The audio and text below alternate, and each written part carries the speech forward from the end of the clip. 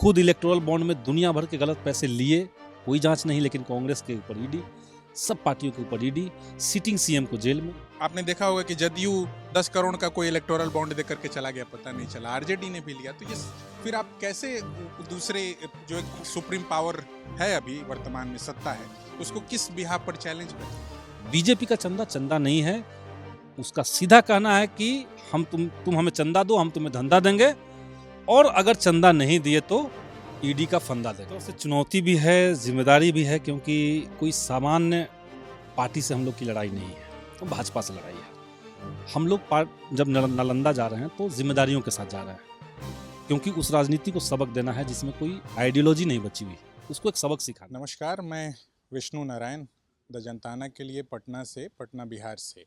बिहार के भीतर या कहें कि देश भर के भीतर लोकसभा चुनाव के सुगबुगाहट, कयास, तरह तरीके से कौन उम्मीदवार होगा। कल जो इंडिया अलायंस है उसने एक महत्वपूर्ण प्रेस कॉन्फ्रेंस की और अपनी सारी सीटों की घोषणा की कि कौन कहां से लड़ेगा। आज भाकपा माले ने एक प्रेस कॉन्फ्रेंस की और उसमें अपने सारे कैंडिडेट्स कौन कौन कहां से लड़ेगा उसकी घोषणा की। हमारे साथ अभी जो भाकपा माले के उम्मीदवार बनाए गए हैं और अभी पालीगंज विधानसभा से विधायक हैं संदीप सौरभ, जेएनयू छात्र संघ के महासचिव रहे मुझे साल 13-14। उस समय भी आप लोगों ने छात्र संघ का एक कॉल लिया था। नरेंद्र मोदी जिस तरीके से गुजरात से होते हुए बनारस की ओर बढ़ रहे थे, तब आप लोग बनारस आए थे कैंपेन करने, और 10 साल के बाद फिर से आप उम्मीदवार हैं और नरेंद्र मोदी फिर से प्रधानमंत्री पद के दावेदार हैं। और जिस सीट पर आप उम्मीदवार बनाए गए हैं वो मुख्यमंत्री नीतीश कुमार का अपना गृह जिला है, प्रभाव क्षेत्र माना जाता है। कितनी बड़ी चुनौती, कितनी बड़ी जिम्मेदारी पार्टी के लिए? निश्चित तौर से चुनौती भी है, जिम्मेदारी भी है, क्योंकि कोई सामान्य पार्टी से हम लोग की लड़ाई नहीं है, तो भाजपा से लड़ाई है। और भाजपा के नाम में भले ही भारतीय जनता पार्टी लगा हो, लेकिन ये साबित हो गया कि ये भारतीय सत्ता पार्टी है और सत्ता के लिए जनता के हर अधिकार को कुचलने पे आमादा है। जिस तरीके से पिछले दिनों हमने देखा कि मुख्तार अंसारी की हत्या हुई या संदिग्ध मौत हुई, और उन्होंने सरकार को भी संज्ञान में दिया था कि हमें जहर दिया जा रहा है, कोर्ट के भी संज्ञान में दिया था कि जहर दिया जा रहा है, कोई कार्रवाई नहीं हुई है। तो उस पर हम लोग न्यायिक जांच की मांग कर रहे हैं। लेकिन हर इंच पे जिस तरीके से देश की सबसे बड़ी opposition party Congress account seize कर दिया, खुद इलेक्टोरल बॉन्ड में दुनिया भर के गलत पैसे लिए, कोई जांच नहीं, लेकिन कांग्रेस के ऊपर ईडी, सब पार्टियों के ऊपर ईडी, सिटिंग सीएम को जेल में। तो ये देश के अंदर जो चल रहा है, ये संभव है कि ये आखिरी चुनाव भी हो सकता है। इस तरह के कोई नियम बन जाए कि भाई आगे से सिर्फ भाजपा में चुनाव होगा और जो भाजपा में चुने जाएंगे वो देश के राजा हो जाएंगे। तो ये सब संभावनाएं हैं। तो लेकिन हमें लगता है कि एक बड़ी ताकत से हम लोग लड़ रहे हैं, लेकिन इस ताकत से लड़ने के लिए जो हमारे पक्ष में अहम चीज़ है वो है जनता का सवाल, जनता के मुद्दे, और जनता के भीतर जो एक अंडर करेंट चल रहा है बिहार में। लोग नीतीश कुमार से नाराज़ हैं, लोग मोदी से दुखी हैं, और इसलिए हम मानते हैं कि नालंदा की जनता भी इस बात को समझ रही है। वहाँ के युवा इस बात को समझ रहे हैं कि एक अच्छी खासी सरकार जो युवाओं को रोजगार की बात करती थी उसको हटा दिया गया। जो शिक्षक हैं वो समझ रहे हैं कि नीतीश जी का तीर हमेशा उन्हीं के ऊपर चल रहा है।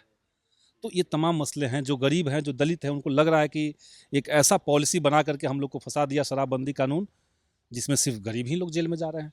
तो ये तमाम मसले हैं, अलग अलग समुदायों के अलग अलग मसले हैं। किसानों के सवाल हैं। आपने कहा था कि 2022 तक सबकी आमदनी डबल कर देंगे। आमदनी डबल की बात छोड़ दीजिए, सब चीज़ का दाम बढ़ गया, खेती का लागत बढ़ गया, और आप न्यूनतम समर्थन मूल्य जब मांगने जाते हैं किसान तो उनको आतंकी कह रहे हैं। तो ये तमाम लोगों के मुद्दों को हम लोग समेट करके लोकतंत्र और संविधान बचाने का जज्बा लेकर के हम लोग नालंदा में चुनाव लड़ेंगे और जीतेंगे। संदीप, आप ग्राउंड पर रहते हैं, बहुत सारी चीज़ों से ग्राउंड पर, सरकार में भी आप लोग थे, तब भी आप लोग जूझ रहे थे बहुत सारे सवालों से। आपको लगता है कि आम जनमानस में ये मुद्दा है इलेक्टोरल बॉन्ड, और ये इलेक्टोरल मुद्दा बनेगा? बनना चाहिए। ये इस सच्चाई को हम जान रहे हैं कि इतना बड़ा करप्शन जो साबित हुआ, जिसका सब डेटा अवेलेबल है, उसको किस तरीके से बीजेपी के इशारे से मुख्य धारा के जो मीडिया चैनल हैं, जिनको लोग गोदी मीडिया भी कहते हैं, उन लोगों ने गायब किया। आप याद कीजिए, कांग्रेस की सरकार थी, 2G स्पेक्ट्रम घोटाला हुआ। आप किसी से भी पूछिए 2G स्पेक्ट्रम घोटाला है, हाँ एकदम घोटाला है, क्योंकि मीडिया ने उसको दिखाया। जो घोटाला साबित नहीं हुआ और जो बाद में साबित हुआ कि वो गलत था, घोटाला हुआ ही नहीं था, ये बाद में साबित हुआ, लेकिन वो तो किसी को पता चला नहीं। लेकिन ये जो इलेक्टोरल बॉन्ड का घोटाला है, ये भले ही मीडिया ने, मुख्य धारा के चैनलों ने नहीं दिखाया, लेकिन ये समय बदल चुका है। अब जो छोटे छोटे मीडिया ग्रुप बन रहे हैं, साहसी पत्रकार जिस तरीके से सामने आ रहे हैं, तमाम यूट्यूबर्स हैं, तो उन लोगों के माध्यम से जनता में बड़े सेक्शन में चला जा चुका है। आपने देखा ध्रुव राठी का जो वीडियो है, कितना जल्दी वो 10 मिलियन में चला गया था 24 घंटे में। तो एक मैसेज तो है लोगों में, और लोग जान रहे हैं कि लूट हुई है, क्योंकि सीधा सीधा समीकरण दिख रहा है इलेक्टोरल बॉन्ड में। तो चुनाव का मुद्दा हम लोग निश्चित तौर से बनाएंगे, और हम लोग जो करने जा रहे हैं, भाकपा माले जो इस बार करेगी, हम ये जनता के बीच में मैसेज ले जाएंगे कि आपके सामने एक तरफ वो पार्टी है जो ईडी से हफ्ता वसूली करा करके पैसा इकट्ठा की है, अरबों रुपए, वो चुनाव लड़ रही है, और दूसरी तरफ हम लोग हैं जो जनता से 20-20 रुपए का पर्ची काट करके जनता से हम लोग चंदा इकट्ठा करेंगे और उस पैसे से चुनाव लड़ेंगे।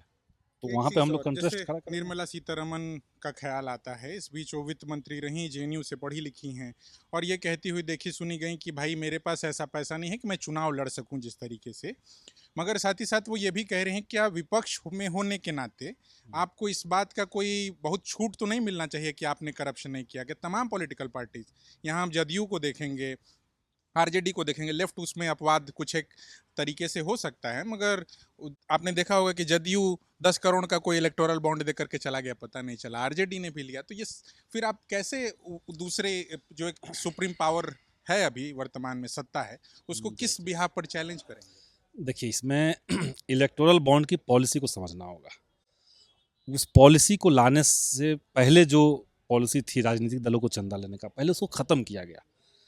तो अब कोई भी पार्टी किसी कॉरपोरेट से अगर चंदा लेगा, तो उसके पास एकमात्र माध्यम बचा है इलेक्टोरल बॉन्ड। ये 2017 के कानून आने के बाद 18 के जनवरी से लागू हुआ था।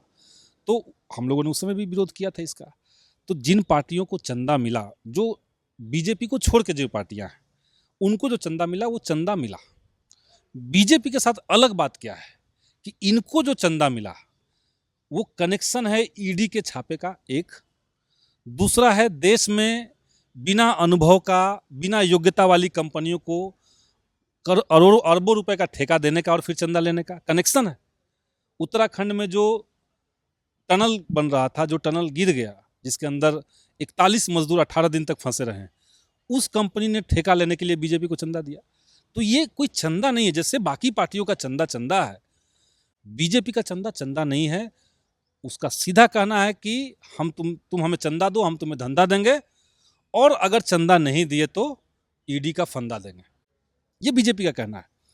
इतना ही नहीं, विदेश की कंपनियां जिनका कोई मुनाफा नहीं है, 1 करोड़ का मुनाफा कमा रहे हैं और 200 करोड़ चंदा दे रहे हैं, कहां से दे रहे हैं? इस पैसे का कौन हिसाब लेगा? और ये पैसा कहां जा रहा है? इस पैसे से देश के लोकतंत्र को कमजोर किया जा रहा है। आप विधायक सांसदों को खरीद रहे हैं, सरकार को गिरा रहे हैं, उठापटक स्थिति देश में पैदा किए हुए हैं, चीज़ों को मैनेज कर दे रहे हैं ऊपर ऊपर। तो ये जो चंदा है वो बाकी पार्टियों को मिलने वाले चंदा से एकदम अलग है। बाकी पार्टियों ने सत्ता का इस्तेमाल नहीं किया, क्योंकि चंदा देने का माध्यम ही एकमात्र यही बचा था।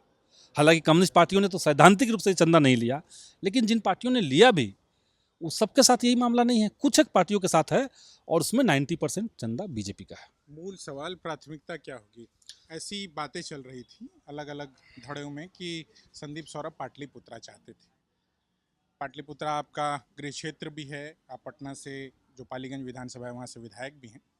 क्या एक चैलेंज के तौर पर देख रहे हैं नालंदा को, या मुश्किल होगी? देखिए, पाटलिपुत्रा हम लोग के लिए आसान रहता, लेकिन आसान रास्ते पे चलने में ज़्यादा मज़ा नहीं है। टफ रास्ते पे चलना है, चुनौतियों को लेना है और जिम्मेदारियों को निभाना है। हम लोग जब नालंदा जा रहे हैं तो जिम्मेदारियों के साथ जा रहे हैं, क्योंकि उस राजनीति को सबक देना है जिसमें कोई आइडियोलॉजी नहीं बची हुई, उसको एक सबक सिखाना है, और उसका एक मैसेजिंग बिहार में, देश में जाएगा। तो इस लिहाज से हमारे लिए महत्वपूर्ण है। चुनाव में हम लोग जनता के सवाल पे खड़े रहेंगे, और एकदम पूरा प्रयास है जिस तरीके से पालीगंज में हर दुख सुख में लोगों के साथ हम खड़े रहें, या चुनाव की तैयारी के दौरान भी कोई ऐसा गांव नहीं था जिसको हमने टच नहीं किया। हमारा पूरा प्रयास रहेगा कि लोकसभा बहुत बड़ा होता है, बहुत बड़ा होता है, लेकिन हम कोशिश करेंगे कि हर गांव या कम से कम हर पंचायत में हम समय दे दें, जनता के सारे मुद्दों को हम समझ लें, और उन पर खड़ा होकर के फिर हम लोग आगे संघर्ष करें। बहुत शुक्रिया हमारे साथ बातचीत करने के लिए। तो ये संदीप सौरभ, जिन्हें भाकपा माले ने नालंदा से अपना उम्मीदवार बनाया है, उनसे हम फौरी बातचीत कर रहे हैं।